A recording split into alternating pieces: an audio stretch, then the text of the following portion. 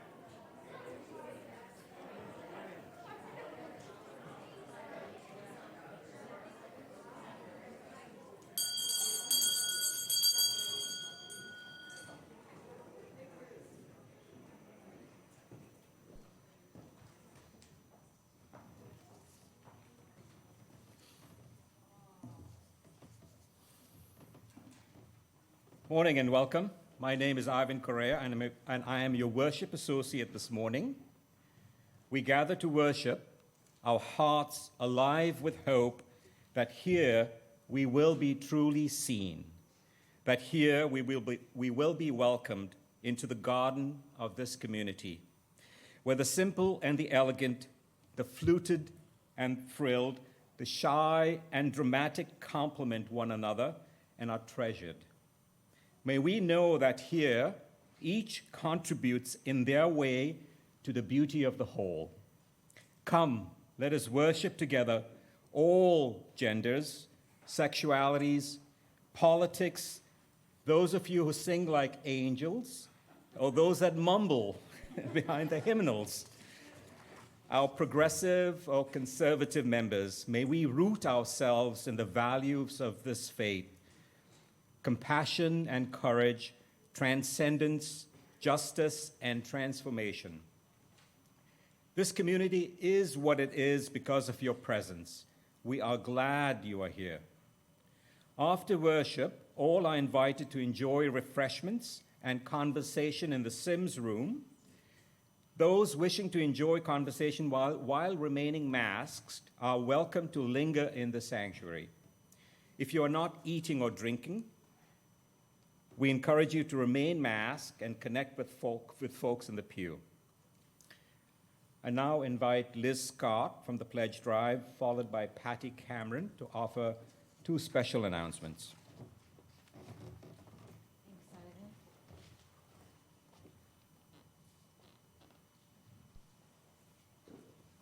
Good morning. As Ivan said, I'm Liz Scott, a member of the Pledge Drive Committee. And I'm happy to be here today to speak in favor of the Pledge Drive because this church has enriched the lives of my family members over the past 26 years. All three of our adult children now say that participation in this church community as they were growing up has made a large contribution to who they are today, and they treasure what they learned here. This year, my husband and I increased our pledge by 10% because the church needs it and because we were able to do it. And I hope that you will find it in your hearts to be generous with the church this year and invest in the lives of your families as well. Thank you.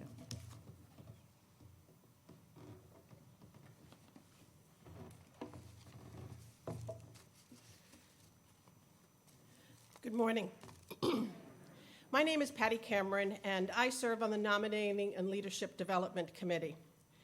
Let me share with you briefly how I got connected to this church. I moved to Arlington 18 years ago and was church shopping. I settled in here, quietly sitting in the pews, listening, absorbing, singing a hymn or two, and I hardly ever stayed for coffee. Yet I came to this church looking for community, and I found it in the many ways of getting engaged.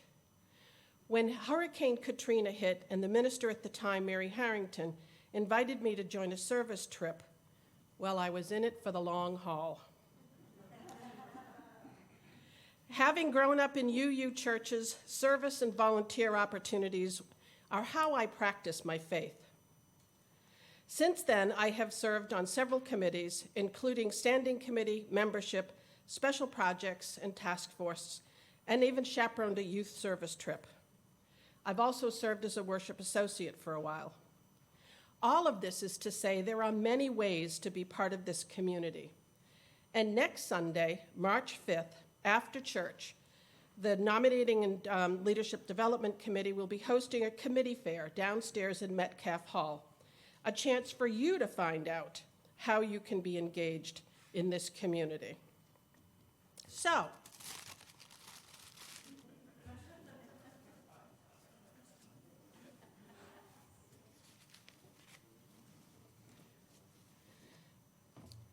join us for Sunday Sunday.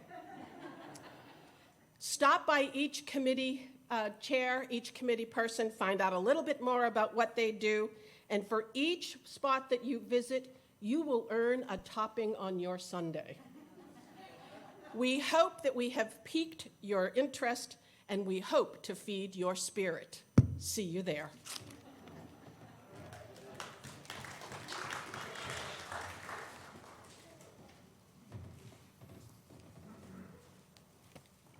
This Sunday, both our minister, Reverend Heather, and our coordinator of religious education, Brenna Mayer, are away. We are delighted to welcome into the chancel today the Reverend Dr. Laura Solomon, currently serving the UU Church of Reading. Here is a little bit about Laura. Prior to serving the Reading Church, Laura served the Unitarian Universalist Church of Silver Spring in Maryland as their assistant minister of spiritual growth. Reverend Laura graduated from Meadville Lombard Theological School in 2021 and was ordained by the Unitarian Universalist Congregation of Columbia, Maryland.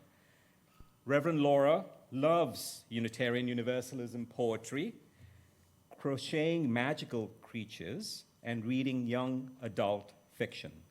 She lives in Amesbury, Massachusetts, with her partner, Tara, and their dog, Maisel Rue. Welcome, Laura. Now let us open our hearts and minds into the spirit of worship.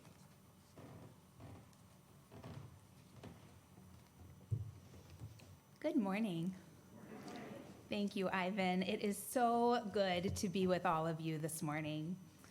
I invite you to take a deep breath.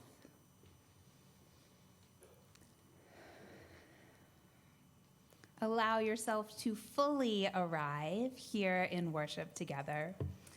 And our opening words come from the Reverend M. Jade Kaiser. Every time the word gay rolls off my tongue, when the words queer or intersex or trans or non-binary or bisexual bless my lips, no matter what I'm talking about, I also am always sending a love letter, casting a lifeline, praying a prayer, and yes, obviously, waving a flag. So many generations of silence and slurs, of words of violence and of quiet, lonely. Does anyone else in the world feel this way? My heart could burst every time I speak the imperfect but earnest attempts at finding ways to communicate lineages of us. Every word, a reaching toward the other, a you're not alone, a we've got this, a we've got each other, and isn't it divine being this way? This is indeed part of my queer agenda, to expose children as early as possible to all the possibilities of their beautiful becoming, to leave no doubt that whichever way their love blossoms and their gender blooms and their body unfurls, they will be protected, cherished, celebrated, loved. In the world as it is, to even begin to balance out all the messages otherwise, these things cannot be said enough. We say them with all the love we've got, and we will never stop. Let us worship together.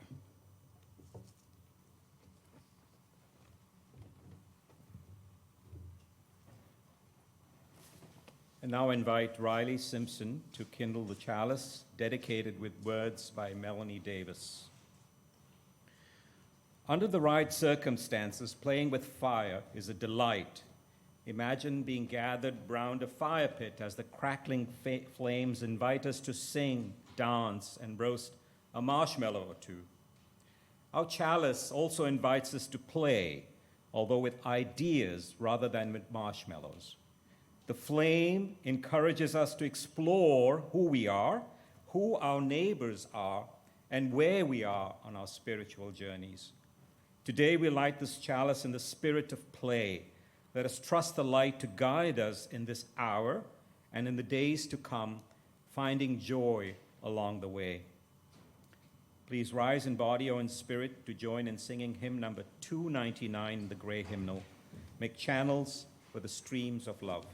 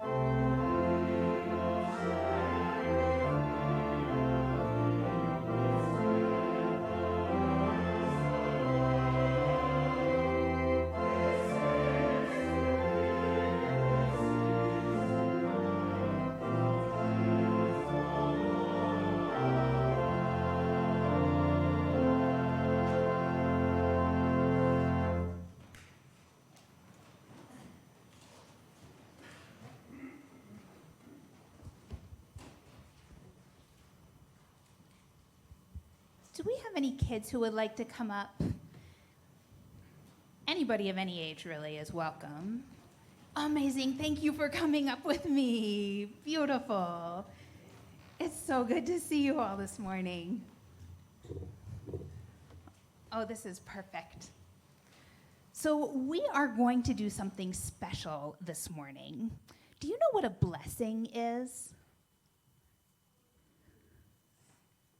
Anybody have an idea of telling me what a blessing is? How would you put that into words?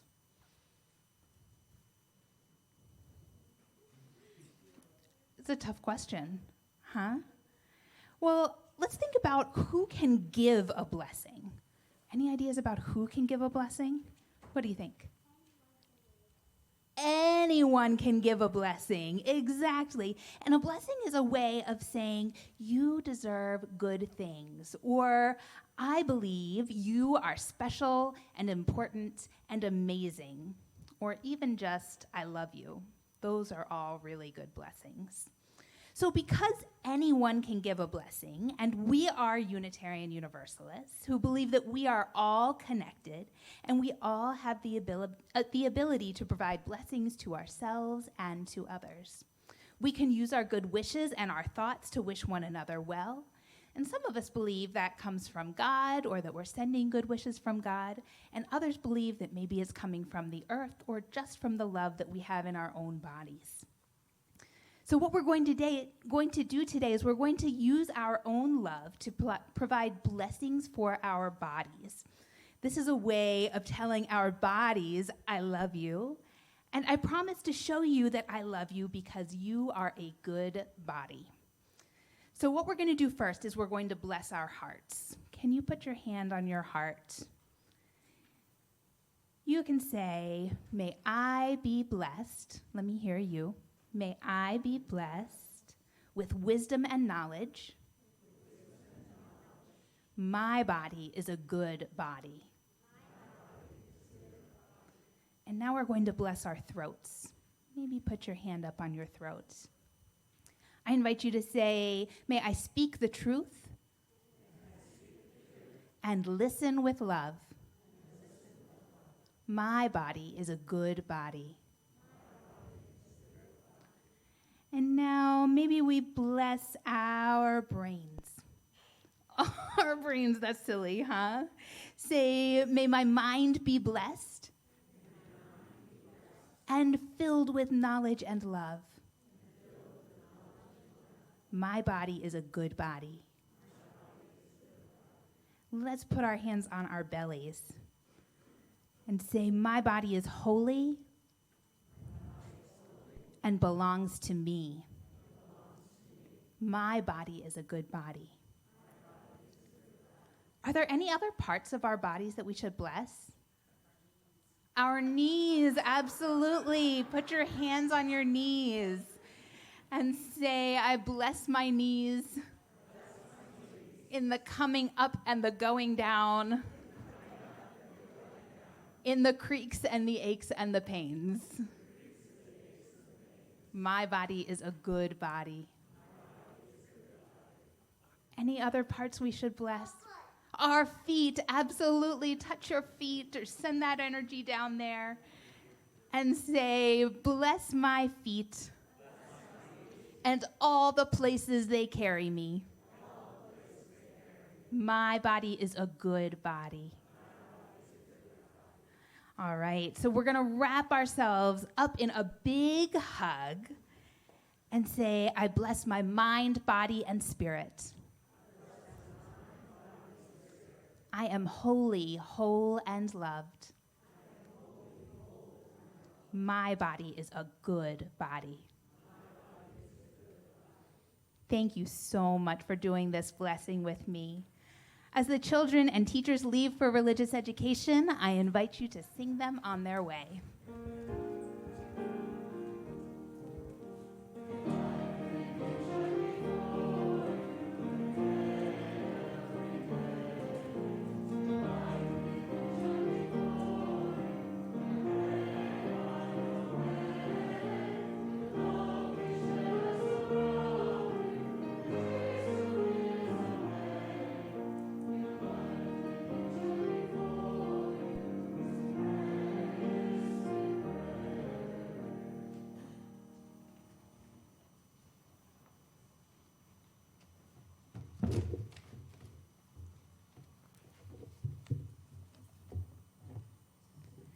We now enter into a centering time in our service, beginning with a meditation.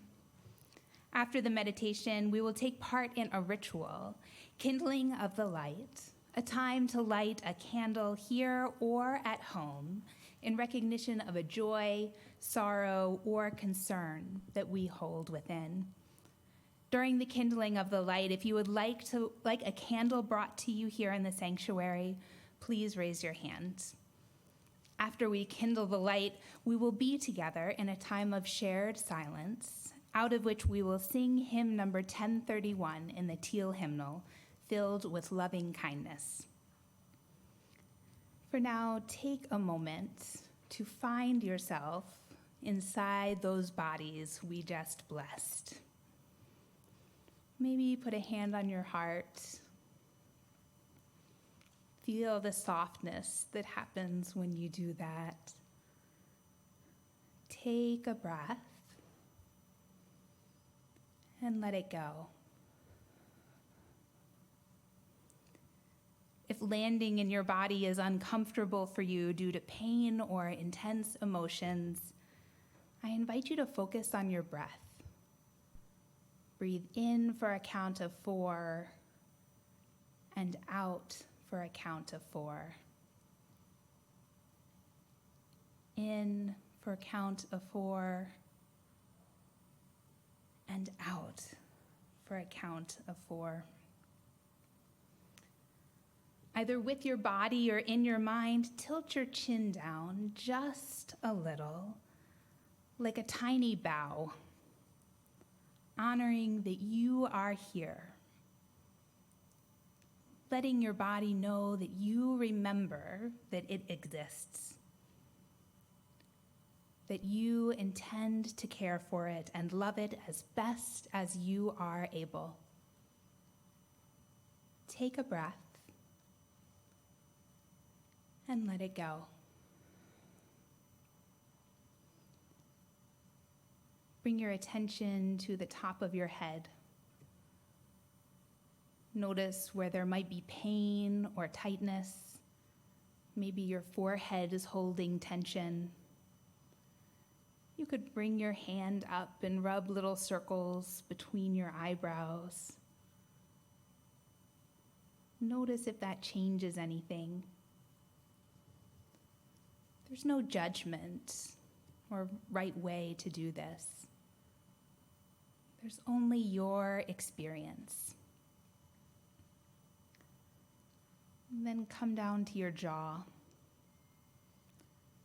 Notice where there might be tension there. Drop your tongue to the bottom of your mouth. Maybe let your jaw hang open slightly.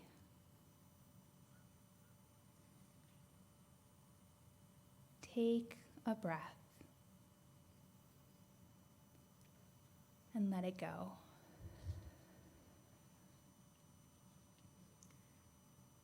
Bring your attention to your neck and shoulders. It might feel good to wiggle your shoulders up and down, do little rolls or circles, move your head side to side. Whatever feels good, notice that. And then take a breath and let it go.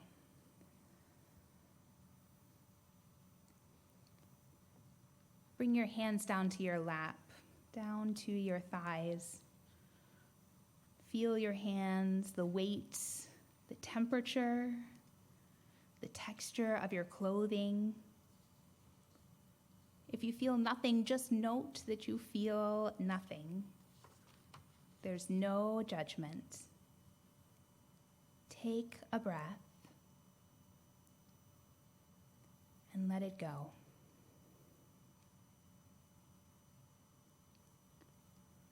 Take a breath and feel your body.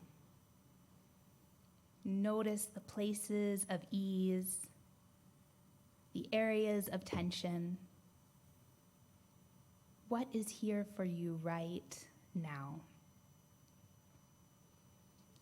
As Ivan said this morning, you are welcome. All of you is welcome as you are here today. This is a message you hear week after week, and I invite you to let that message resonate. Say to yourself, I welcome you, all of you, here today. Let us now kindle the light.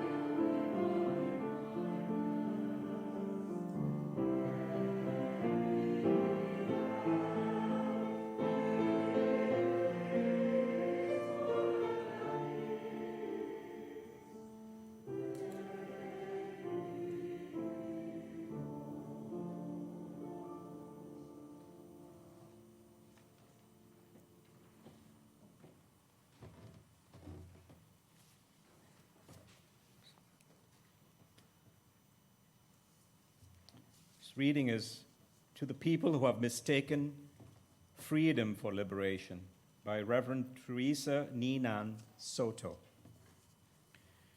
To be free, you must embrace the breadth of your existence without apology, even if they try to take it away from you.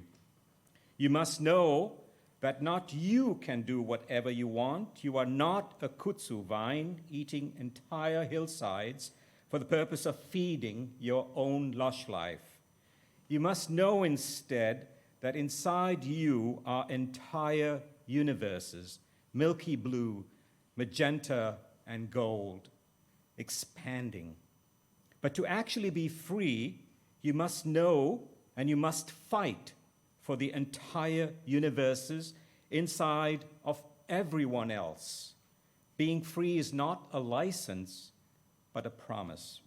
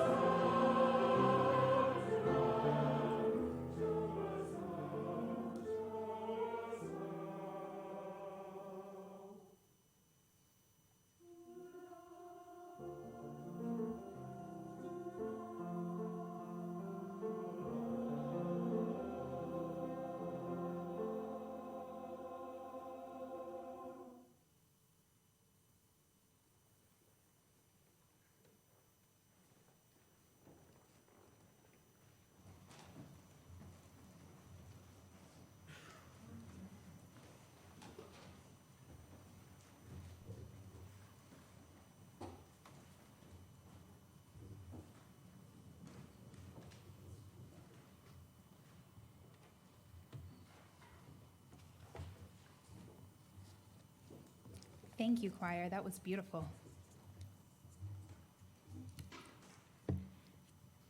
As a new minister who recently moved to this area, I have been so grateful to your minister, Reverend Heather, and the way she has supported me and my growth in ministry. Reverend Heather preached at my church in Reading and invited me to come and be with you all this morning. I am thrilled, too, for the collaboration between our music ministers. The UUCR choir will join you all next week, and the week after that, your choir will come and join us at UUCR. Amidst all of that collaboration, I think some magic must have happened. I sent the title of Queerly Joyful and Joyfully Queer to Reverend Heather immediately after your youth director, Sam, sent the title of Whole and Holy, Reflections on Loving a Queer Disabled Body. What could have been a challenge has turned into a wonderful opportunity for collaboration, as my service today is able to further the conversation with Sam's beautiful reflection and the youth group's fantastic service from a few weeks ago. I'm of the opinion that there is no such thing as too much queer joy or too much self-love, particularly in church. No matter how long I have been out, or how many times I preach about queer joy, or how many times I simply exist as a queer minister in the pulpit, it still feels a little rebellious. It still feels momentous. It still feels brave, not just to be queer in church, but to be joyfully queer in the ministry of the church. Often, when queerness is raised in our Unitarian Universalist worship services, we are hearing about violence against folks who are LGBTQ+. And I'll admit, it is tempting to use this time to bring the wrath of everything I can muster down upon the legislators making the homes and schools and doctors' offices and lives of our transgender siblings more dangerous. It is tempting to use the power and privilege of this space to make sure you know the fear and the harm and the struggle so many of our fellow humans live with, and the way that fear is escalating.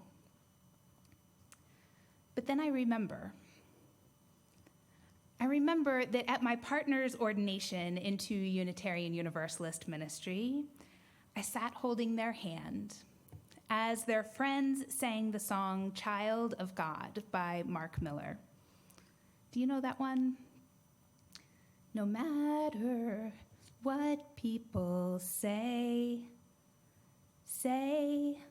or think about me, I am a child, I am a child of God. Their friends sang this song, blessing their ordination into this ministry, and we both wiped away tears of joy as we soaked in the feeling of how powerful it is, how rebellious to be joyfully queer in the ministry of the church. It is an act of rebellion, and so today we are going to be joyfully queer. I know some of you are probably stifling the urge to lean over to the person next to you and whisper, "I thought we weren't supposed to say that word." And you're not wrong. Queer is a word with a complicated history. Some of you might remember times when it was held against you, used against you, and it may still hold a sting. The word still holds plenty of pain, alongside the empowerment that some people find within it. It was during the AIDS epidemic in the 80s and early 90s that the word queer started to take hold in activist circles as a reclaimed positive word of identity. and also a process of questioning the idea of heterosexual cisgender folks as normal. Queer is both an umbrella term. I talk about the queer community, meaning folks falling at various points along the spectrum of gender identity and sexuality, but it's also specific. I identify as queer. I am queer. I find the word more helpful and comfortable to describe my identity than even other words like lesbian, because for me, it's broad enough that I can be me inside it, whatever that means. It's a word that mostly has been reclaimed by the work of the queer folks who came before me, who dared to make it again a word of love and identity and joy and life. So then, what is queer joy?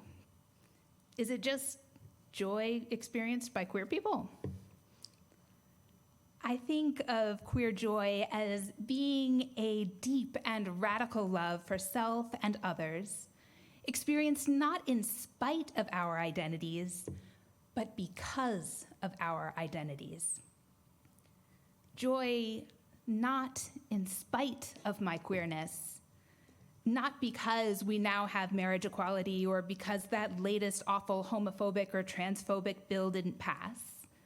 Not because I can publicly hold my love's hand or rock my queer haircut, but joy because I experience joy from being deeply, radically, wholly, and unapologetically me. In a world that does not always love me, a world that does not always accept me, a world that does not always affirm my worth and dignity, queer joy is loving, celebrating who I am, who we are, by engaging in a radical self-love. I recently led a religious education class for adults entitled Queer Spirituality. One week, we used the poem Ivan shared earlier by Reverend Soto as a text to provoke our thinking on what it means to queer spirituality, what it is to have a queer theology. We spent nearly half an hour just on that first line. To be free, you must embrace the breadth of your own existence without apology, even if they try to take it from you. We kept coming back to it, a Zoom room full of queer adults, dreaming, struggling, scheming, trying to envision what it would be like to embrace the breadth of our own existence without apology. How do we live and work and love that big? Sonia Renee Taylor is a brilliant Black woman who has started what she calls a global movement called The Body Is Not an Apology. She has a book and a poem and a website, all by the same name. I highly recommend diving into her work. The Body Is Not an Apology is a way into queer joy, a way to be free without apology, even in spite of everything. Taylor's message is that we are born into self-love. Anything other than self-love, all the messages we may have internalized or learned along the way, are the result of systems of oppression. Taylor suggests that we heal through reconnecting with our inherent divine enoughness, transforming how we live in and relate to both our bodies and the bodies of others. She calls this radical self-love. To engage in this radical self-love, Taylor says we must engage a process of de-indoctrination, such that we excavate the thoughts we have internalized about bodies and evict the voices of judgment, hierarchy, and shame. She says our inherent sense of radical self-love doesn't speak to us with cruelty or viciousness. Radical self-love doesn't malign our gender, our sexuality, our race, our disability, our weight, our acne, our scars, our illnesses. a world of body terrorism that impugns us because of our identities, is the only thing that would dare to speak to us with such malice. So in this way, queer joy is queer freedom. Queer joy is radical, unapologetic self-love. Queer joy is not so much about queerness as it is about unlearning all of the systems of oppression that make us struggle with embracing joy and love and self. Taylor writes, racism, sexism, ableism, homo and transphobia, ageism, fat phobia are algorithms created by human struggle to make peace with the body. A radical self-love world is a world free from the systems of oppression that make it difficult and sometimes deadly to live in our bodies. A radical self-love world is a world that works for every body. Creating such a world is an inside-out job. How we value and honor our own bodies impacts how we value and honor the bodies of others. Finding self-love is not just about loving ourselves, flaws and all. Queer joy is not just about choosing happiness when the world might encourage us to do otherwise. The feeling we are calling queer joy is the state of understanding the divinity of every body by first uncovering our own body's divinity. It requires us to remember what we knew about ourselves before we learned that we were too fat or too thin or too loud or too shy. Before we learned that our skin was too dark or our hair was the wrong texture or we were the wrong gender, what were we then? Who were we before we learned all of that? What did we know to be true about ourselves? To put it a different way, perhaps to embrace joy, to embrace love, we must do the work of examining what white supremacy culture has taught us, what ableism has taught us, what the cis heteropatriarchy has taught us. It's not our fault that we have internalized the messages that these isms taught us. These systems of oppression are the water we swim in. They are the air we breathe. It is not our fault that we learned them. It is not our fault that we internalized them. It is not our fault that we act in unconscious ways that uphold these systems. It's not our fault that we struggle to love ourselves and others, not our fault that we struggle to delight in our own divinity. It's not our fault, but it is our responsibility to find this joy, this love, this delight. Taylor writes, radical self-love is interdependent. It lives beyond the flimsy ethos of individualism and operates at both the individual and systemic levels. Radical self-love is about the self because the self is part of the whole. And therefore, radical self-love is the foundation of radical human love. Our relationships with our own bodies inform our relationships with others.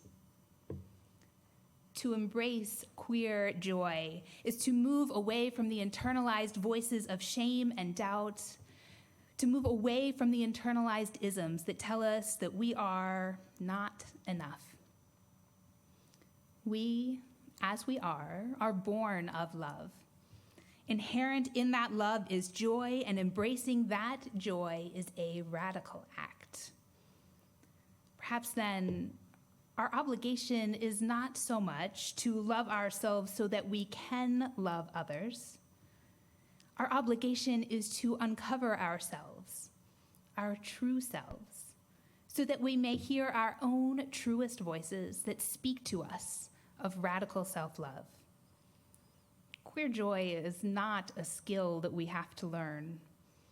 It's uncovering our truest voice, our deepest, strongest, most enduring joy. May we hear only our truest voices, those of intrinsic joy and love that know us to be holy and whole as we are. And may we listen to those voices. May we be filled with a deep and abiding joy. Amen.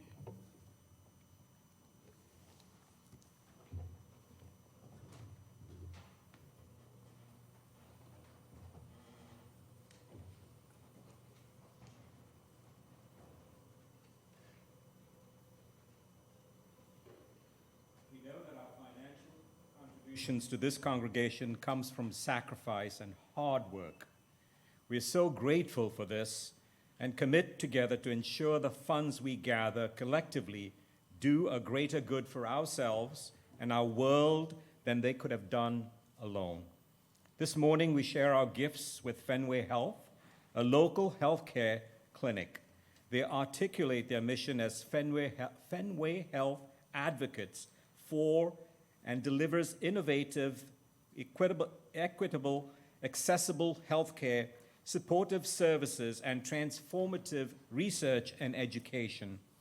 We center LGBTQIA plus people, BIPOC individuals, and other underserved communities to enable our local, national, and global neighbors to flourish. Here are the different ways you can donate. Those in the sanctuary may give cash, checks, or donate electronically. Text to the number in your order of service, or visit our website under the giving page. Please write or type the date of your offering in the memo line or comment field. If you're visiting for the first time, either in person or online, you are our guests. The most valuable thing you can offer at this moment is your contact information so we can stay connected beyond this Sunday. In-person attendees can find a physical visitor card in the pew racks in front of you. Please complete it and put it into the collection plate. Information about how to give online and how to complete the virtual visitor card will soon be projected on the screen so our friends live streaming at home can have access to this information. After this information is displayed, all of us will view some of the contributions to UU Lent from this past week. Today's UU Lent theme is justice. We invite you to engage one another at social hour with the questions: where have you witnessed justice in the past week? How are you acting to bring more justice into this world? The offering will now be generously given and gratefully received.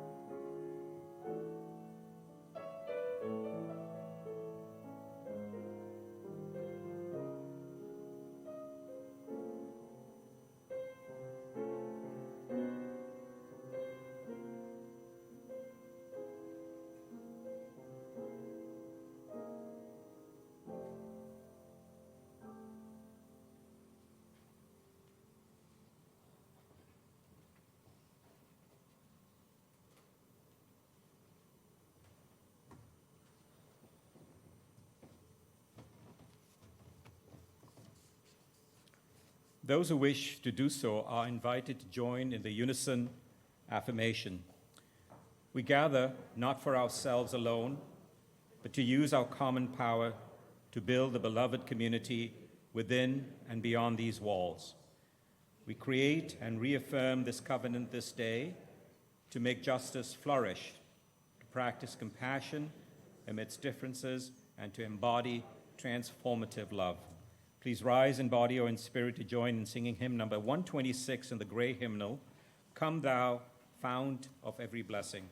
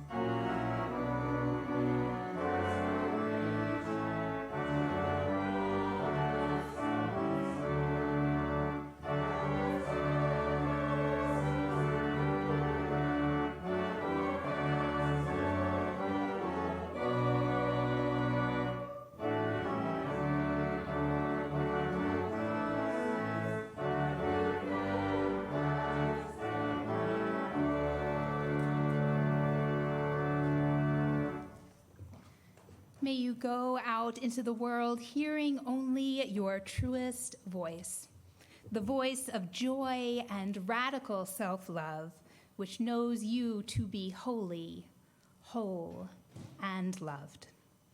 Amen.